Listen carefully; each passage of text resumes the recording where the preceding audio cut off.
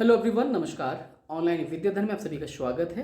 वर्तमान समय में ऑनलाइन विद्याधन यूट्यूब चैनल पर एक अलग से स्पेशल सीरीज चलाई जा रही है इम्पोर्टेंट टॉपिक्स के नाम से। अगर आपको वो वीडियोस आपने नहीं देखे हैं तो जाइए और प्ले लिस्ट में जाके उस प्ले लिस्ट को चेक करिए। बहुत सारी वीडियोज़ हैं, लगभग 20 से 22 वीडियोज़ हम कवर कर चुके हैं। ऐसे ही वीडियोज़ को देखने के लिए हमारे साथ बने रहिए। चलते हैं हम स्क्रीन पर नए टॉपिक को कवर करने के लिए। चलिए।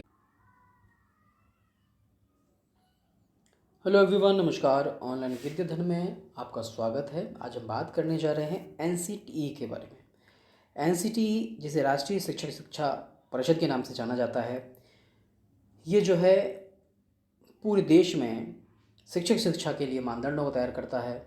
शिक्षक शिक्षा के लिए मानकों को तैयार करके उसको लागू कराने के लिए एक उत्तरदायी संस्था के रूप में कार्य करता है। इसी के बारे में जो इम्पोर्टेंट पॉइंट्स हैं एग्ज़ाम की दृष्टि से और अवेयरनेस की दृष्टि से जो हमारे लिए आवश्यक हैं, उन सभी पॉइंट्स को आज हम इस वीडियो में कवर करने वाले हैं। वीडियो को शुरू करने से पहले मैं आपको बता दूं कि अगर आपने हमारे चैनल ऑनलाइन विद्याधन को सब्सक्राइब नहीं किया है, सब्सक्राइब कर लीजिएगा, बेल आइकन को प्रेस कर दीजिएगा। वीडियो अच्छा लगे तो वीडियो को लाइक करिएगा, शेयर जरूर करिएगा, क्योंकि शेयर करने से उन सभी लोगों को जानकारी मिल पाएगी जो आपके समूह में हैं, आपके ग्रुप में हैं और तैयारी कर रहे हैं कॉम्पिटिटिव एग्ज़ाम की। और आपका एक फ्री सब्सक्रिप्शन जो सब्सक्राइब करना फ्री होता है, मुझे मोटिवेट करता है नए वीडियोस को बनाने के लिए। वर्तमान समय में 500 से ज़्यादा वीडियोस हमारे चैनल पर अपलोड किए जा चुके हैं, उसका आप लाभ जरूर लें। एक नई सीरीज़ में इस समय स्टार्ट किया हूँ कि important topics for all teaching exam के नाम से, उसका प्लेलिस्ट में जाके उसको प्लेलिस्ट को देख सकते हैं। चलिए वीडियो को शुरू करते हैं। एनसीटीई आखिर है क्या?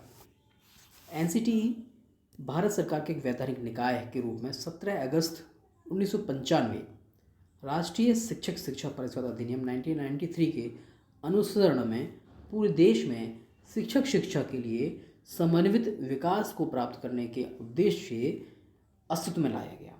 ध्यान रखिएगा, जो अधिनियम था वो 1993 था। इसकी स्थापना की गई थी कब? 17 अगस्त 1995 को। याद रखिएगा, 1993 इसका आंसर नहीं है, 1995 इसका आंसर है। 17 अगस्त 1995। शिक्षक शिक्षा के लिए मानदंड और मानकों का विनियमन और उचित रखरखाव करना एनसीईआरटी का मुख्य उद्देश्य है। जब भी कोई शिक्षक शिक्षा पाठ्यक्रम लागू होता है या बनाया जाता है तो एनसीटीई उसकी उत्तरदायी संस्था के रूप में होती है। किसी भी संस्था के द्वारा कोई भी शिक्षक शिक्षा पाठ्यक्रम संचालित किया जा रहा हो, एनसीटीई से मान्यता प्राप्त होना उसे अत्यंत आवश्यक है।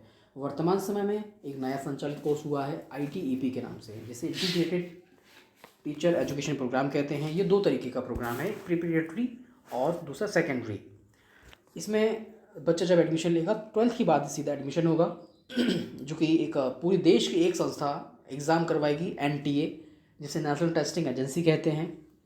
नेशनल टेस्टिंग एजेंसी के फॉर्म भी आ चुके हैं इस समय। अगर आप अप्लाई करना चाहते हो तो अप्लाई कर सकते हैं। जो भी बच्चे 12th पास किए हैं या रिज़ल्ट अवेटेड है वो अप्लाई कर सकते हैं, जिसमें बीए बीएड, बीएससी बीएड और बीकॉम बीएड के रूप में आप उसको एडमिशन ले सकते हैं। वर्तमान समय में सिर्फ उच्च शिक्षा संस्थान 60 ही हैं वर्तमान समय में। जो आज जब मैं ये वीडियो रिकॉर्ड कर रहा हूँ 16 अप्रैल 2024 को, तो 60 ही ऐसे संस्थान हैं जो आईटीईपी कोर्स को संचालित किया जा रहा है। तो निश्चित तौर पे मान के चलिए, मानकानुकूल ही संस्थानों को मान्यता दी जा रही है आईटीईपी कोर्स के लिए। चलिए आगे बढ़ते हैं। यह संगठन एक अखिल भारतीय क्षेत्राधिकार है और इसमें 4 क्षेत्रीय समितियों और उत्तर क्षेत्रीय परिषद, पूर्व क्षेत्रीय परिषद, दक्षिण क्षेत्रीय परिषद और पश्चिम क्षेत्रीय परिषद के साथ साथ विभिन्न प्रभाग भी इसमें शामिल किए गए हैं। ये जो प्रभाग बनाए जाते हैं उनका उद्देश्य ये होता है कि अपने क्षेत्र के लोगों की समस्याओं को सॉल्व करके उनकी समस्याओं को समाप्त करना, क्योंकि सारे देश के लोग जो है अपनी समस्याओं को लेकर दिल्ली भागेंगे तो समस्याएं और ज़्यादा क्रिटिकल हो जाएंगी।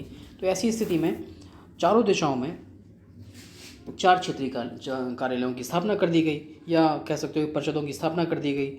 तो उससे होगा क्या कि वो आराम से अपनी समस्याओं का जो भी संस्थान है, शिक्षण संस्थान है, वो अपनी समस्याओं को सॉल्व कर सकते हैं।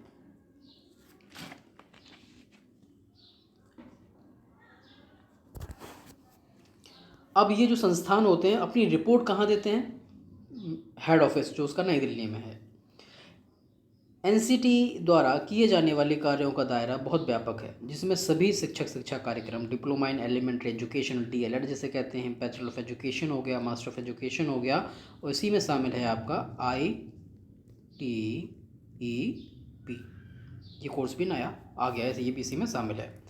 NEP 2020 के अनुरूप नई स्कूल प्रणाली के मूलभूत प्रारंभिक, मध्य और माध्यमिक स्तर पर पढ़ाने के लिए छात्रों शिक्षकों के सक्षम बनाने हेतु समय समय पर अनुसंधान और उनके प्रशिक्षण पर फोकस किया जाता है।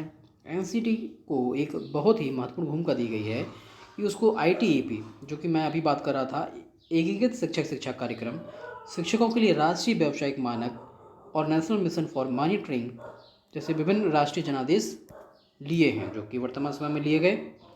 राष्ट्रीय शिक्षा नीति 2020 के अनुरूप एनसीटी द्वारा अन्य शिक्षा कार्यक्रमों यानी विनियमन, उनका पाठ्यक्रम, उनका डिजिटल वास्तुकला और उनमें संशोधन समय समय पर अत्यंत आवश्यक है। मान के चलिए किसी सिर्फ कोर्सों का संचालन ही इनकी जिम्मेदारी नहीं है एनसीटी की, किसी शिक्षक की क्या योग्यता होनी चाहिए इसका निर्धारण भी एनसीटी ही करेगा।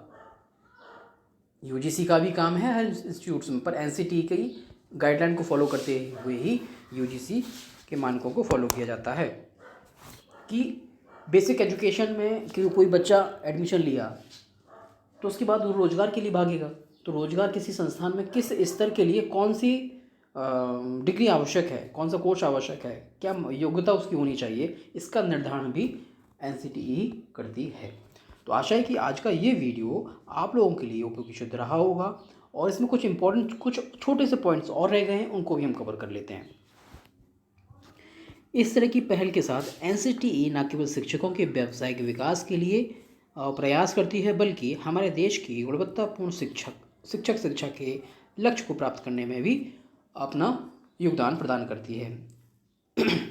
NEP 2020 में सेवा पूर्व शिक्षा और सेवाकालीन शिक्षक क्षमता निर्माण में जो विशेष जोर देने की बात है, वो जो है कौन करेगा? एनसीटी को समय समय पर जो भी आवश्यक योजनाएं हैं उनको संचालित करना होगा। उनको संचालित जब वो करेगी तो निश्चित तौर पे उसका लाभ उसको मिल पाएगा। सेवा पूर्व जो होते हैं वो ट्रेनिंग ले रहे होते हैं, ट्रेनिंग पीरियड में होते हैं। जो सेवाकालीन होते हैं या सेवारत होते हैं, जो जॉब में है पहले से ही, उनको समय समय पे नवाचार के माध्यम से प्रशिक्षण की आवश्यकता होती है। ये काम भी एनसीटी का ही ऐसे प्रोग्राम बनाए जाएँ उनको शिक्षित करने के लिए, प्रशिक्षित करने के लिए। तो ये था एनसीटी। आशा है कि ये वीडियो आप लोगों के लिए उपयोगी सिद्ध होगा।